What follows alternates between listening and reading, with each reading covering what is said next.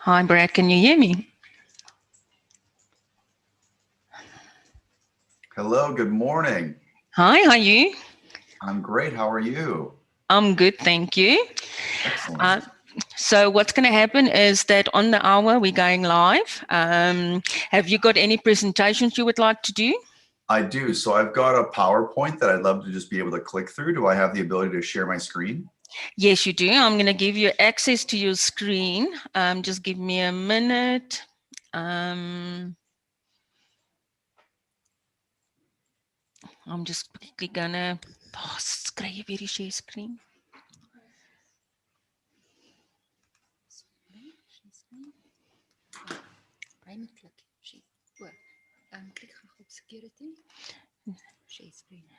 Okay. There we are. You should be able to share your screen now. Perfect. Yep, I can see that. Okay. Yeah, I can see your Cool. presentation. It's Excellent. good. Okay, great. What are you gonna? If people make comments, do you want me to type that and put it in the chat folder for you? Yeah, I don't know. Is everyone else logging into this platform or is it something No, different? no, it's something different. So only me and Okay, you are on Skype, and then they've got a different live streaming platform they're on. So what I can do, if there's any messages, I can copy it for you into the chat screen on Zoom, and then you can answer that as you like. yes, that's perfect. And I'm sorry, what was your name? It's Belinda. Belinda. Okay, great. Brad, great to Yeah, meet you. yeah. Nice to meet you as well. What I'm going to do as soon as we go live, I'm going to mute myself and I'm going to take the picture off, and then they will only be able to see you. Great. Okay, perfect. And then I'll just handle like basically I can just run with it, right? I have a little introduction, sort of setting the stage for what I'd like to be talking about. And then I'm going to just kind of jump into it here. Yeah. And remember, it's Excellent. 45 minutes. And after Right. 45 minutes, it's going to close down. So just that you know, aware of the time. But yeah, as soon as we're ready, you can just, as you said, it goes live. What I will do is I will let you know as soon as we online. I will tell you, okay, we're live streaming. Okay, great. And then may I ask, how does my light look? I got another light, but is that okay does it seem okay? I mean, I'll take my Yeah. beanie too. Yeah, it seems okay. Excellent. Yeah, it doesn't seem too bad. No, definitely. Okay, great. Cool. Well, thank you. Very excited. So I can imagine. And it's a new era we're moving into with all live streaming and talking and being excited in a different way. well, I know. Who knew? So yeah, maybe at some point I'll come to visit South Africa myself and then hang out with everybody in person. But virtual is definitely a little easier, huh? It is, especially with all the funny flus going around. I Yes. suppose that it makes it a little bit more easier, yeah. Yep. But yeah, where exactly are you? I'm Los Angeles, California. Oh, all right. Okay, okay. Yeah. Okay, so So I met Natasha at the man, goodness, it must have been either family reunion or mega camp probably a year and a half ago. So oh, all right. Okay, so yeah, so I'm sure that it's exciting times for us. It's very different. I think in South Africa, it's quite new for us. This virtual, um, all these virtual programs we have to deal with. People are not exactly. A lot of people are tech savvy, but not that tech savvy. They don't exactly like a computer. So uh-huh. yeah, it's a new era for us as well. Yeah. It's interesting because I believe that I spoke at one of your office meetings, and I can't remember if it was Natasha or maybe Lizelle, whomever prefaced me and just said like, look, you should know with South Africans, like we're all very like quiet and polite. Like people will not be like interrupting and chiming and talking over you to like ask questions and do different things. So she was like, if no one is really responding, it doesn't mean you didn't do well. It just means that that's sort of the nature of like how we've been doing this because it's a little new, which is Yeah. the opposite in most other chats where everyone is like trying to hit unclick the mute button and like talk over everybody. Shame. Yeah, yeah, I know. I think people in South Africa as well. We like to talk face to face, and when you're suddenly put in front of a screen, and you have to talk, is everyone like goes like dead quiet. I mean, it's like nobody is live. You can't see anyone. You can't feel anyone. So everyone just politely keeps quiet. Worried how they're going to sound and how they're going to look. They're not exactly something that they want to do. Yeah. Yep. Well, we'll see. I've got some stuff. I hope it's good. I tried to time it. I generally tend to go longer because I can get a little wordy. So I put just like the key points, and I figure if there's time to talk through things at the end, and if there aren't any questions, then I have just sort of some other things that I think are helpful tips. Okay, so Um, what I can do is like 5 minutes before I can sort of just on the chat box on Zoom, only me and you can see it. yep. So I can send you a little message to say the time's almost up, just to give you sort of, know that you close to maybe the time. Yeah. Unfortunately, the session just ends, so it doesn't really allow you to go longer than that. No, no, no, that's perfect. So if anything, I mean, I may go a little shorter and then just hopefully have an opportunity for questions and some things. So, um, yeah, so we'll see. Fantastic. So you're all ready. Yeah, yes, I hope so here. It's still a couple of minutes to go, so Great. that's not that bad. I think that people find it easier to talk to a screen as well. Yeah. I think it How many makes it. people are, what's the attendance here?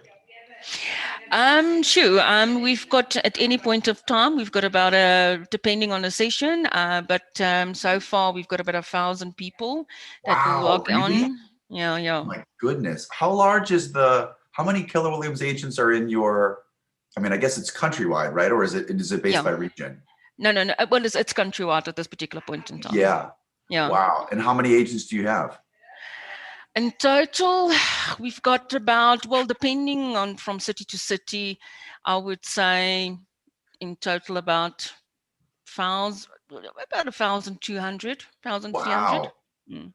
That's okay, that's a lot. Yeah, no, no, that's good. That's really good.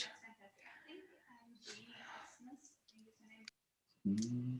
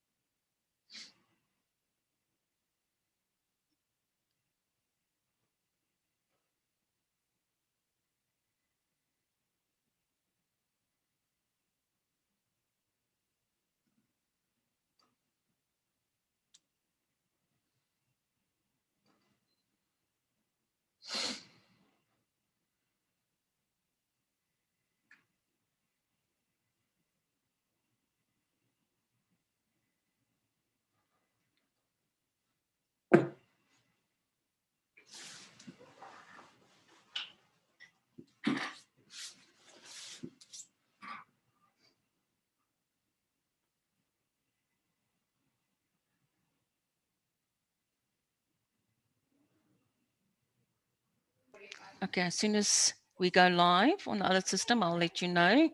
We've got about a minute going. Great.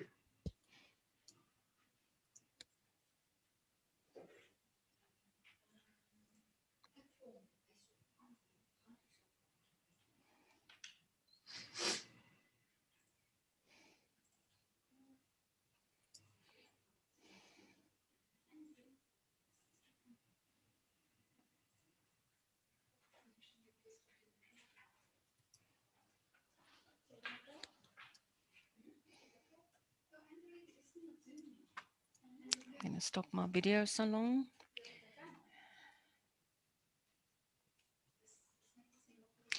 Do you want to share your screen so long that it's up? And so I don't know if you want to do it. Sure. Let me Okay, just tell there me you if that'll are. work. Okay, I can see it. Great. I don't think when I'm in this, well, maybe it'll pop up. I don't know that I can see chats as well, but Okay, it'll be live. excuse me. We are live. You can go. Oh, fantastic. Well, hello, everybody. So it's very early here in beautiful Southern California. And I'm thrilled to be speaking with all of you here today. And thank you so much to the leadership team with KW South Africa for inviting me to speak. So the topic for today is effectively building a life that's worth living through the MREA model, the Millionaire Real Estate Agent. And just to preface this, a little bit about myself is that, listen, truthfully, I'm part of Gary Keller's top 100 agent, but this is for individual agents. So different from teams and groups. And in actually 2019, I was recognized as the number 24 individual agent across the entire company. I was licensed in 2014, at which point I had another job and slowly transitioned to then go full-time in 2016. So to give you an overview of my business right now, in 2019, I closed 37 transactions. Now, here we track them by side, which I know that, so for example, if I was the buyer's agent or the listing agent, that would be one apiece, or if I represented both parties, that would be two. So just for frame of context, so 37 transactions with a little bit over 46 million in total volume. And that was the first year that I achieved over 1 million in GCI, which was something that I frankly never thought would have been possible. But here we are. Now in 2020, we were pretty ravaged with COVID and shutdowns and a handful of other things, but the real estate market was rallying. So we were actually able to close 46 transactions, a little over 32 million in volume, and my GCI was down to 850,000. Now, here in California, the home prices vary pretty dramatically. So you could have a much higher priced home, which obviously influences your GCI. So truthfully, we track transactions. In my current team structure, even though I am an individual agent, I do have one full-time administrative assistant, as well as a transaction coordinator, which is a virtual component that helps to manage the documents. And then one showing assistant, which is, as I would also call, as my buyer's agent in training, right? So more about handling, going and showing properties to buyers, seeing things in person, and effectively and being anywhere that's like two places at once. So this is really like the sort of, I don't know, like the hit list, if you will, of sort of all the fun stuff. Now, what it actually is if I'm being honest, is that when I got away from practicing the MREA models and principles, more specifically on the leverage side, which we'll get into, I would say that 2020 was a year that I was spread very thin. I was super overwhelmed. And if I'm being honest, it was my wife and I were disconnected. My health and fitness had fallen apart. And I really felt like as though I wasn't showing up in any area of my life with intention, that I wasn't really being my best self anywhere. And frankly, everywhere that I was being, whether it be in my business, health and fitness, in my life, my key relationships, were probably getting like 65% of who I was as a person. So I'm going to speak very honestly from my point of view, things that I feel are wins, maybe things that I also struggled with. And my hope is that you can see how you may relate to this as well, whether it's applicable to you specifically or not. And one of the things that I always like to say, and I know that you guys had, for example, Nikki Klein, I believe, spoke with your event this year as well. And she's also one of the top individual agents out of Florida. And something that I know that Keller Williams has done really well in the last 12 or 18 months is start to celebrate individual agents. I think prior to that, there was a heavy focus on teams and growing more units, more volume, and more everything, which is absolutely fantastic if that's what fits into your vision for your life and for your business. But for myself, the idea of growing and doing, my goal this year is to do 60 transactions, right? Like the idea of doing 200 or 500 transactions and having a team of 20 to 30 people just isn't something that's appealing to me. And that's totally okay. So what I would invite you to do is really look through this model, but almost think through rather how you want your life and your business to then support that life. And you can put a plan in place that works for you. Okay, so a couple other things. One of the reasons that I absolutely love Keller Williams is because they give us the roadmap. And so literally, Gary Keller wrote the book, The Millionaire Real Estate Agent, for agents like you and I to follow the step-by-step to what it could be to have a 4th level, 5th or 7th level business, depending on what you want. Now, I am admittedly a man of very average intelligence, but I would say that one of my superpowers or my strength is that I have no ego and that I'm very learning based. So if and when I meet someone that has success or has a life or something that I aspire to be like, it's very easy for me to put my head down and follow the steps that that person has laid out. So in that regard, Keller Williams was a great fit because we have this roadmap in the MREA. The other thing that I would tell you too is that I've almost always been a late adopter of some of these practices, right? I quit my job to go full-time in real estate later than I wish that I would have. I hired a full-time assistant later than I wished I would have. I hired a MAPS coach later than I wished I would have. So for me, I'm a little bit hesitant in terms of making a decision and acting decisively. And so some of the things that I'm going to talk through may come from that space. Okay, cool. So the 3 things that I'm going to focus on with the MREA model here are really the triangle, right? I know that there's a lot of great information and everything else, but these are the key pieces, which is listings, leads, and leverage. So leads is probably, I would say, not the easiest, but maybe the most straightforward. So what I often do when I'm speaking to people that either want to get into real estate or are already having real estate, generally speaking, if you don't have the business that you want, meaning the amount of transactions or the number of closings or the GCI, it almost always comes down to leads, which is really just that you're not having enough real estate conversations.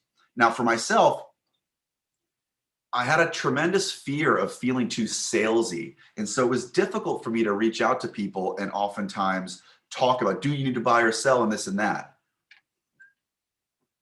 But it was easier for me to ask questions, find out what's important to some of these people that I was meeting, and then steer the conversation towards real estate. So first and foremost, the point is that you have to be consistently having real estate conversations, but how that occurs should be consistent with what I would call your authentic voice or your unique selling proposition, right? So the other thing that was really helpful is in choosing your lead generation method, it's good to try everything, but ultimately you should stick to one thing. So for example, for myself, we found that when we were tracking our business that everything came from basically client events, which is to our past clients, our sphere, social media was a big one for us, also open houses, and then Yelp, which is I don't know if you have Yelp. It's like a review platform. So people can go on and leave vendors, realtors, tradespeople, whomever, they can leave businesses reviews. Now, a perfect example of this is that you got to try everything. The first time that I ever went door knocking, I about had a panic attack, and I was like in a suit. I almost looked like like somebody trying to sell Bibles, like door to door, encyclopedias. And I was super nervous, and it was like hot, and I had like it was a disaster. And then I tried cold calling, and that was tough because I was getting hung up on. And then I was trying to call my sphere, and I was having a lot of limiting beliefs around that because, listen, it's very common for people to get their real estate license here, but not many people are successful. And so I felt like I was bugging people. And really the key for me that shifted was when I started working open houses. And the reason is because I wasn't trying to talk anyone into something. And so then when people would come in, they were effectively raising their hand and already saying, hey, I'm interested in real estate. And then I could have a conversation with them about what were their wants, what were their needs, what type of house were they looking for. And it became so much easier for me to speak to someone human to human that converting people at that point was great. Well, then I started to get some confidence. And then what I was doing was posting what I called examples of success on my social media. And then I had people from my sphere that started reaching out to me. And now when I would go to get-togethers or parties or whatever could be the case, my friends and family would ask me about real estate. So it was interesting the way that everything snowballed. But I quit when I had a disastrous experience knocking on doors or cold calling, I probably wouldn't have found open houses. So I would really invite you to try everything, but ultimately stick to one thing. And another thing that's a very good exercise in a way to also be very authentic and within yourself is do a top 10 exercise of the things that you love the most. So for example, these could be little micro communities. So it could be, man, you could be at like a parents group at your school. You could be part of a running club or a gardening club. You could be part of, jigsaw puzzle enthusiasts. Like there are all of these micro tribes, if you will, of people, and you can become the expert in any of those one areas, or at least be the realtor of choice, if that makes sense. If you are doing things like, for me, it was my gym and I had a running club. And then also I was part of like a very nerdy, like investing club on Facebook. And basically I became the realtor of choice for these people. And I didn't have to like hit them over the head with it. If that makes sense. So a really good exercise. It doesn't mean you have to have 10, but if you look there, these are areas that you're already naturally interested in. And as you're speaking to people about a common topic, it's much more likely that you'll end up steering things to real estate. The other thing in terms of generating leads is that you've got to create your own schedule. And I would say that time blocking is key. Now, admittedly, this is easily my biggest opportunity because as you see on the second note here, like maintaining a work-life balance is really key to avoid burnout. I thought that burnout, what the heck is that? Like, I love real estate. I'm trying to make money. I'm trying to build a business. And so I was really going full steam ahead. And frankly, really burned out. And specifically at the end of 2020, man, I was just procrastinating. I didn't have a lot of energy. And it's because I wasn't time blocking my schedule properly. And so what that means for me is now, once a week, I already schedule up my time off. And so this year I've set the commitment that one day a week, I won't be doing any real estate, at least activities in person. If I have to field a phone call or something, then okay, but I really try not to do that. So I'm taking one day off a week. That's the first thing. The second thing is that I generate my lead generating time, right? So this could be whether it's open houses or times to call clients or time to film videos for my newsletter or also post social media. Anything that could be generating leads is already time blocked on my calendar as well.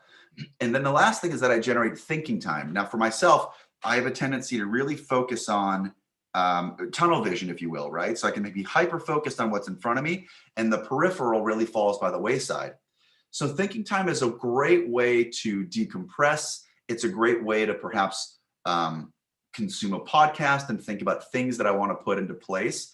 And in fact, the 2 weeks or so that we had some downtime around the holidays here was really where I thought deeply about what I wanted my business and my life to look like in 2021 and moving forward. And that's how I arrived at getting back at the taking time off. Now, additionally, we've adopted, I don't know if you guys have, this is a fantastic book called The 12-Week Year that talks about priorities and scheduling your time and effectively chunking things down into quarters or 12 weeks.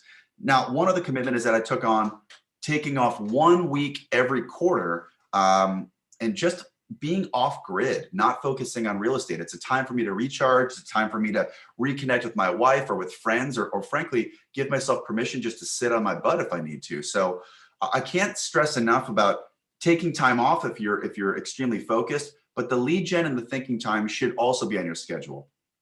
Then you can plug in everything else, which could be time to have listing appointments or buyer consultations, time to negotiate contracts. What time of the day are you reaching out to past clients to connect? So schedule all of these things. And then the last thing is also you should automate your database and your follow-up. Now, again, admittedly, not to say not to be taking the position of do as I say, not as I do, but I don't do this to 100%. So if nothing else, I automate birthdays and anniversaries. And in fact, look, I got this right here. So I don't know if you can see this as well, but basically every month I print up a list of the people that have bought and sold that month, and then also people that have birthdays. So if nothing else, I try to make a very, very big deal about clients and birthdays and anniversaries. And oftentimes I'll either give them a phone call or I've been having a lot of success with sending video text messages lately. Reason being is that I think look, on my birthday, if I can't always take a phone call if people are calling me and it's like different times of the day, but you can always take the time to like watch a video a little bit later. And I feel as though I'm better face to face. So yeah, I could call, yeah, I could send a text or leave a voicemail, but if I can send somebody a little 30 or 45-second video telling them how much I love them, how much I appreciate them, happy birthday, maybe get a little bit goofy, I can't tell you the amount of positive feedback that I've gotten from just a little gesture like that. So these are the ways in which I'm generating leads, and I would invite you to take a look at what are your systems and processes for getting having real estate conversations and generating leads. So now, congrats, like we're crushing it. We're getting tons of leads, and then that is obviously leading to listings. So what I would say to focus on is the thing that's really nice about listings and that I get value of with my MAPS coach is that it's all about the lead and the lag measure. And what I mean by that is that you have to be focused on your activities and your processes and not the result, right? So it should be something about how many appointments are you setting, or then how many appointments are you going on? And then less concerned about how many you're converting unless we start to realize there's a conversion problem. So ultimately, if we're doing the right things, meaning engaging in dollar productive lead generating activities, that's our lead measure, and the listings will follow. The other thing is that some of these, I mean, I have listings right now that truthfully I've secured some of these 8 months ago or something like that, right? And these are people that life has changed for them. And so I can't be focused on only going live and closing on certain ones. And by having enough listings in my pipeline and enough leads to support those listings, I can support my clients with actually what is best for them, as opposed to maybe trying to pressure them for to sell quicker, if that makes sense. Another thing is that with each listing, our team, we set the goal of basically getting 2 really, really solid, I call them leads, but that's like, solid pieces of business. So that would be a referral from that client that we're working with to one of their friends or family. And then the other part would be a new lead, right? This was a little bit easier for us when we were able to do open houses. And now we're starting to explore Facebook ads and some other sort of digital marketing that could choose to support that. Now, you may have something different. People have different goals regarding listings and how much business they're going to get for it. Another example is like, what's his name? Mike, man, it escapes me, but a guy from Iowa, and he has something called the promise script. And so he sets an expectation at the beginning of the transaction that if he meets all of his client's needs, that client will then refer him with a name, a phone number, and an email to one person that's looking to do business within the next year. So he sets that expectation up front and then delivers on it. The other thing that I think has been very important for us is that we choose our marketing techniques, but then we also follow our standards. And what I mean by that is we don't differentiate the level of service that we provide based on the price point. So here in LA, as I mentioned, and part of the reason that my volume changes so much is because my average price point is right around $800,000 to $900,000 US this last year. Well, the year before it was almost 1.1 million, but that's because I had 3 different sales that were between $4 to $5 million. So it would be, I feel as though I would be out of integrity if the level of marketing and effort that I applied to a listing or a property changed, whether it was a $500,000 condo or a $5 million house on the beach. So for us, I want to have a very cohesive and consistent standard of our marketing that represents our brand and also our efforts. And so that way, when clients reach out or visit our website or go to see other examples of properties that we sold, then they feel confident knowing that we're going to give them the same care and attention to everyone, regardless of a price point or something. So again, something that's been very helpful for us.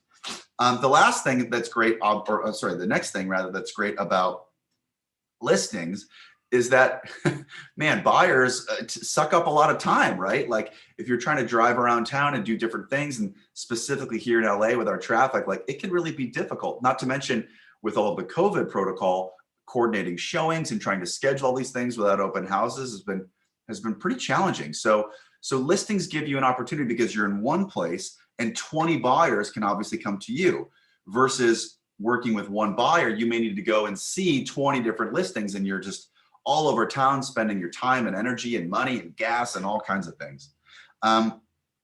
And the last thing I would say is that we've been leveraging a lot of virtual services. So I know that parlay is more on the leverage side, but just be aware that there are services that will either, edit photos for you, or host different types of video and floor plans. And so we've been using a lot of different services and things that we don't need to be there ourselves, and having tremendous success with our listings as well.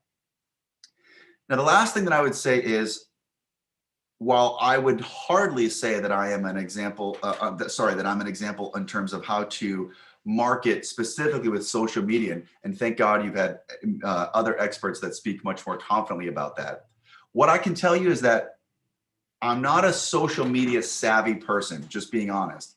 And I do my best to post what I call examples of success, so that way my sphere, their immediate friends, and then also my database can see that I'm doing real estate activities. Now, for me, also to be in integrity with who I am as a person, when we post something, it isn't like, here's the price point, basically saying like, look at how much money I made, or, we closed a deal $50,000 over asking. In my experience, the average consumer buyer, they don't know what $50,000 over asking means. And in fact, in each market that could vary. 50 grand could be, it doesn't really matter, I guess is what I'm saying.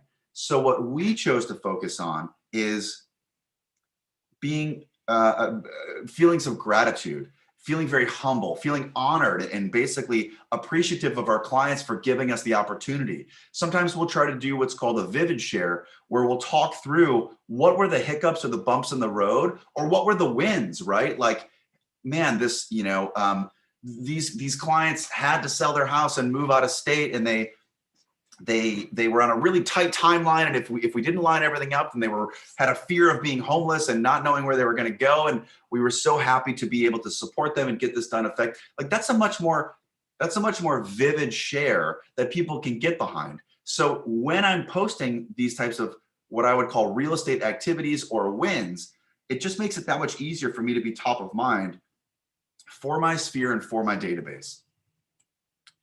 Okay, so the last thing, and as I had said, truthfully, this is really my opportunity here, and probably the most important, I think, is the leverage. Because, man, nobody can go it alone, right? And then even,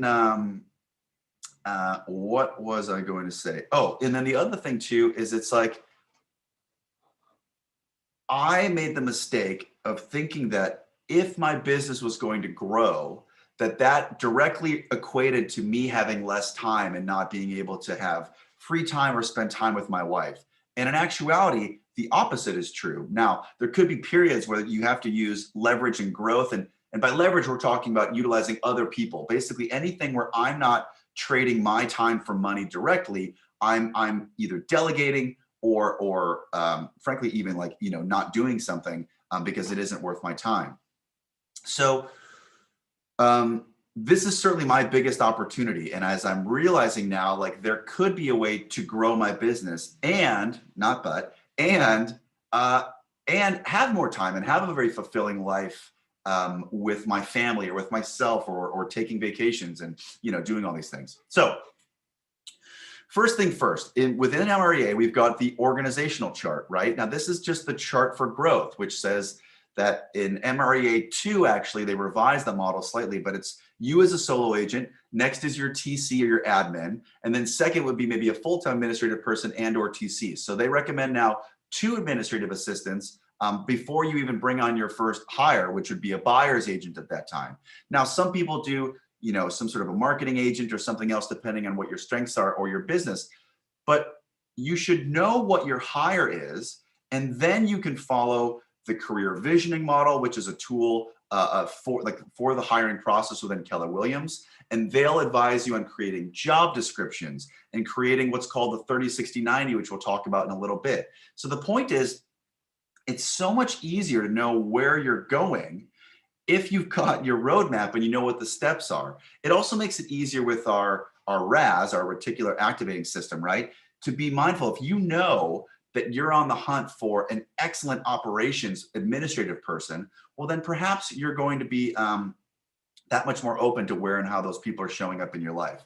So the Vivid Vision book is really about getting clarity. And in fact, I have it right here too. So Vivid Vision, this is a fantastic book specifically for you leaders in how to communicate the beyond the mission statement, beyond just, a couple of lines that's like on your website or on the back of your business card about what your business is about. It's like, really, what is the culture? What do you want to do, right? Are you looking to impart something for your clients, and how do you want your own life to look and for the lives of your team members? And so we crafted a Vivid Vision for us and set the expectation that, we want each person that works within our organization to know what's important to them, to feel supported, but to also be able to thrive and grow bigger within our organization. So there's that part. Now, the other thing that I would say is when you're getting started, and this is more speaking to solo agents that maybe have hired an administrative assistant as already, or maybe you have someone, but that person isn't doing all the things that you want. A very good exercise is just create a list of the do's or don'ts. Like, what are the things that you do like to do and you don't like to do? And a better way or a framework is, does it feel heavy or does it feel light? So if it's something that, like, let me give you an example. I have no problem talking like this. I love talking. In fact, like, I can film a video, or if somebody wants to give me a call, I can speak about any variety of topics. If you ask me to then sit down and edit that topic, edit that video, and then figure out the best way to post it, that stuff is not light to me. And in fact, I will oftentimes not film the video content that I should if I know that I have to edit it as well, because it becomes stressful for me. So what would naturally make sense in the conversation of leverage would be, figure out somebody else that can edit this video.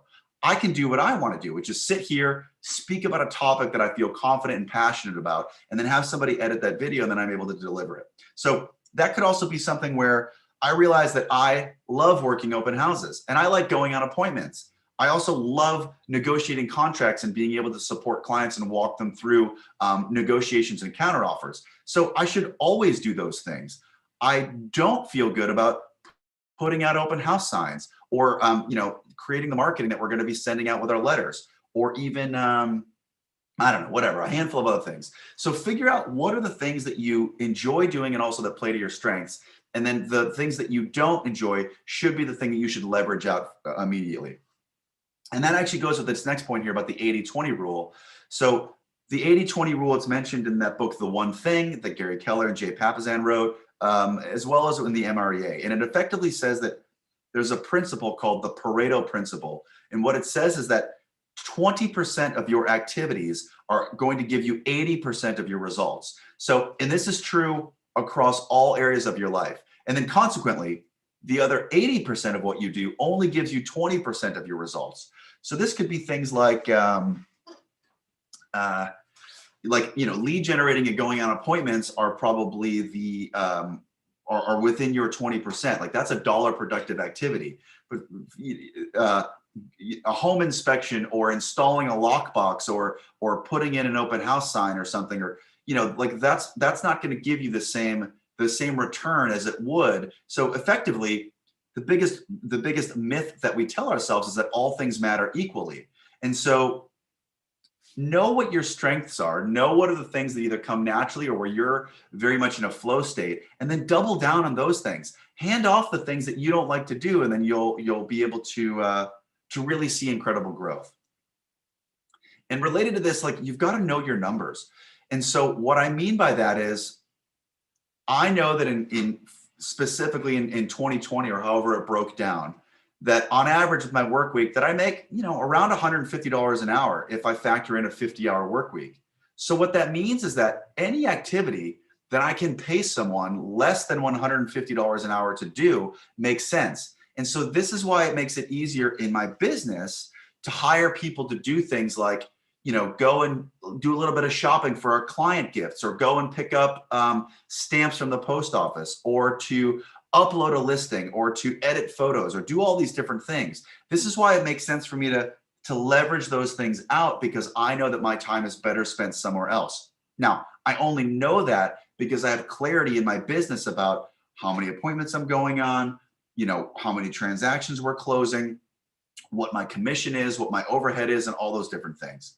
And then the last thing on this slide, in terms of specifically with the MREA version 2, man, this was like the most empowering thing, because if you look at the percentages of, there's a page, and of course the page escapes me, but like there's a page where you look at the commission that you earn, and there's a bunch of columns. And depending on what your GCI is for that year, it shows you how much should be allocated towards marketing,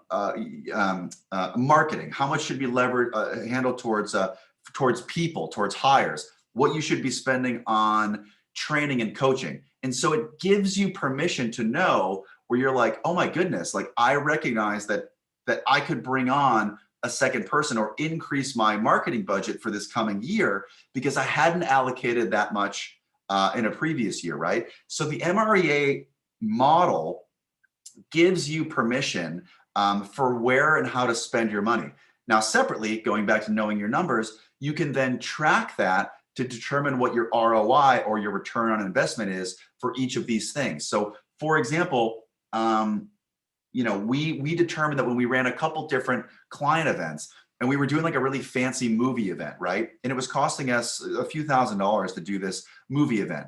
Well, in actuality, we ended up doing something where it was just a get together at like a bar, restaurant, outdoor thing. And it was so much more casual. I ended up spending like 10% of the budget that I spent on the movie, and it was easily more impactful. So when we looked back at our marketing budget, we were like, man, we could do 10 of these bar restaurant events or one movie event for the exact same budget. Why don't we just double down and do these, you know, bar restaurant events far more often and have more impact? And so it was only because we knew what we could spend, and then we checked, rather held those dollars accountable and made sure that we, what's it called? That we got a return on our investment.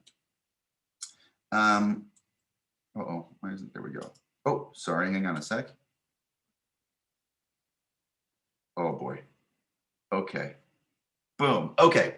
Now, also on the topic of leverage, and this speaks much more to myself, is that we as agents, and I'm saying this to me, need to eliminate the thinking that people only need to work with us. And in actuality, when you get a good hire and the right person, that person will often be better at that job than you even were. And if they aren't, then you may not be hiring the right people, or you're not attracting enough talent or actively pursuing it into your world. So people don't need to work with me, right? Like specifically, and there are other people that can do different things. Now, let me be clear. If they don't need to work with me, yes, but they do need to work with my standards. And so that would be true of people that are on our team, our immediate vendors, and frankly, anybody that's going to be working with us. So I know that my photographer and our staging team, or our lenders and our title people, if we're going to refer business to you and work you into our fold, then we have a certain expectation of the way that you're going to treat our clients. So people don't need to work with you, but they do need to work with your standards. And this is more, the 30, 60, 90 goes back to that career visioning that we were talking about, which is effectively, as I said, the hiring process within Keller Williams. The 30, 60, 90 is a way of, within the job description, when you agree to hire someone, you bring them on with expectations for both sides that are SMART goals, meaning they're SMART is the acronym, right? It has to be specific, measurable, attainable, realistic, and have some sort of a time component. So by setting a SMART goal and having expectations, I now know what my administrative person is required to do. So if that person, they're sort of yes or no's. And if you have those expectations on both sides, then one, it just betters everybody. But you don't harbor resentment. You don't have people that are unclear about what their job is, or they don't, think that maybe they're doing a fantastic job when you think that they're doing a terrible job. But if you have the expectation of, for example, I have the expectation that with my administrative assistant, when we take a new listing, before we go live on the market, it's my expectation that they're going to get a copy of the keys for the listing. They're going to complete what are called the seller disclosures. They're going to find out what the person's preferred method of communication is, find out their birthday, put them in the database. There's all these things that are going to happen before we go live on the market. So if those things happen, great. And if they don't, then I can have a conversation with my admin and say, well, where do we go wrong here, right? Because we have that expectation. Now, additionally, that admin knows that my expectation is that I'm going to, give them a certain amount of time off, or I'm not going to bother them after 6 o'clock unless it's like an absolute emergency, like once in a blue moon. And, we structure it that way. So now there's expectations on both sides about what we're expected. And as I had said, through leverage, that eliminates the need to be involved or to control things. It goes back to thinking that people absolutely have to work with you. And I can tell you that in that regard, when you fully give up ownership through a 30, 60, 90 and through a really helpful hire, for me, there's a lot of relief in that, because I don't constantly have like this to-do list going in my brain endlessly. And then I'm staying up at night and I'm wondering about all the things that could or could not be slipping through the cracks. So clear expectations with the right people and eliminating the need to have to control everything will actually empower you to handle those things off. Your clients are served better. Your team members will take control and take ownership and pride in what he or she is doing. And then you are then free to grow your business, to spend more time at home or whatever the heck you may want to do. Now, another thing that was really helpful for us, this is, I guess, going back with our expectation of really being focused on the peripheral, right? So I'm very good at knowing what I need to do today and maybe even this week. I'm less good at taking a step back and then revisiting what my goals are for the quarter, for the month, or for the year. So we reinstated at the beginning of this year, because we had really gotten very lax with it. We have team meetings twice a week. We do that really well. We have a Monday morning meeting to set our goals and talk about with the week. And then we have a Thursday meeting where we recap like what we're going to do for the weekend, or just to make sure that everyone is on track. The monthly meetings are really taking a look at not just like the immediate to-do items, but what are the things that we want to accomplish that month? What is our, marketing video going to look like? What are our client events look like?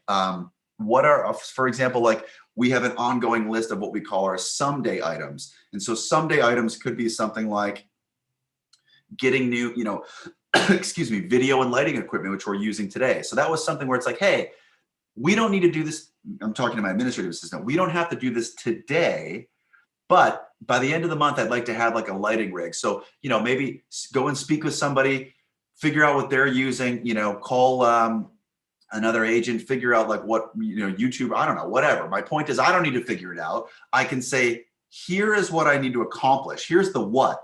My admin can then go and figure out the how, and I empower her to go and take control of that. Now, the quarterly meetings are, as I had said, in following this 12-week year, it's a way of chunking down your goals into 12-week increments. The thing that I like about that is that it's easier to course correct, right? Saying that we're going to do 60 transactions in a year is a pretty big and audacious number. And the problem is that it's very difficult to know in March or April whether I'm on track or I'm not. It's much easier to say that we want to have 15 pieces of business closed or in our pipeline by April 1st. That's a much different goal, because if I realize that I'm only at 10, well, then my efforts for the next 12 weeks need to get ramped up. And if I realize that we're over, well, then that's great. Then perhaps we can either give ourselves time to sort of step off the gas if we chose to do it, or schedule more time off, or adjust our goal to actually be bigger. So the quarterly meeting is chunking down our annual goal and just getting really clear with the team and circling everybody back on top of things.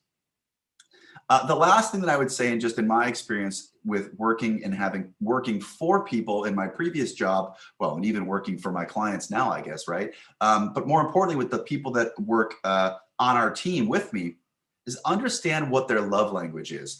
And what I mean by that is that people people respond to being praised and criticized in different ways. So this is very true if anybody is in a relationship, right? Like my wife and I have our love languages, right? Where I'm physical touch and words of affirmation. There's actually a book called The 5 Love Languages if you're unfamiliar with what I'm talking about. But different, like my wife is quality time and acts of service, right? So me telling my wife how much I love her isn't as impactful as me doing something to show her. Versus for me, like if I'm having a bad day and I feel terrible, all I want you to do is give me a hug and tell me I'm doing a good job and tell me you love me. And then I'm like Super Mario, I'm like back and ready to go. So there's no right or wrong with this, but asking with your team members how they like specifically to be recognized, right? You could have somebody who, if they do a great job, they just want a little gift. They just want a gift card to their favorite store, or like, or time off maybe, or they just want you to like get them a treat or whatever. But you could have people that they just want to know that you're doing an awesome job and they want you to tell them. Some people could frankly be motivated just by money. They might say like, hey, the best way to show me how much you care is give me a little bit of a bonus. And that's totally all right. So knowing what your love languages are is really a great way to recognize your team. And then also on the flip side of that, recognizing how they enjoy to be, not enjoy, but how do they prefer to be criticized. So you could ask them, listen, if we have to have a difficult conversation, how would you prefer we handle it? Meaning, would it be private one-on-one where we talk in person? Would you like me to send you an email and then we can, maybe we can maybe review that a little bit later? Would you prefer to have like an open discussion with the entire team and just have like a meeting of the minds? Some people either feel attacked or feel, really defensive in certain situations. And so we want to avoid that. We want to find out how can we be constructive in the way that we're using our leverage so that we then can focus on all of the things that we have to do. Look, that was all of my points. I'm actually just a little ahead of schedule, which is very surprising. So listen, first of all, follow me on social media. I'm on Instagram and on Facebook. And also, well, I don't get, look, I don't know exactly what the migration patterns are for people moving to or from South Africa to Los Angeles. But if you have any clients and things like that, I certainly would love to serve you and take care of that. So hold on, I'm going to switch here and put on my chat box and see if anybody has any questions. Can you please post more information of open houses, who to invite, when to do it, how to do it? Sure. So when we do open houses, we do a few different things.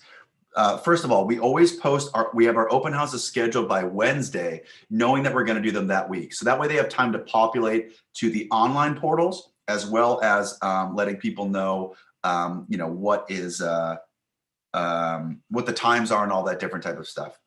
We would have success. This is all pre-COVID. We would try to knock on doors. So we would knock on the neighbors with what we call the nosy neighbor flyer, which is like a fluorescent yellow thing that just said like, again, really like low budget photocopy.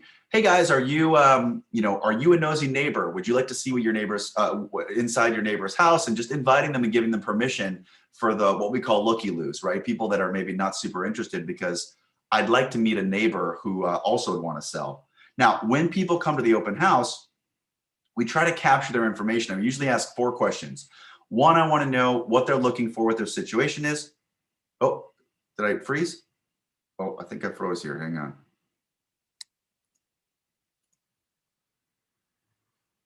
Uh-oh, am I back? Anyway, sorry. I think my camera took a dump. So we want to know what their situation is, their timeline. Are they pre-approved? What type of home are they looking for? And then lastly, I'll ask if they're already working with a realtor. Now, whether they are or they're not, I'll offer to have some sort of a buyer's consultation. Now, I've asked enough questions about them that when I offer the buyer consultation or offer a free in-home analysis to a potential neighbor, that we have pretty tremendous success.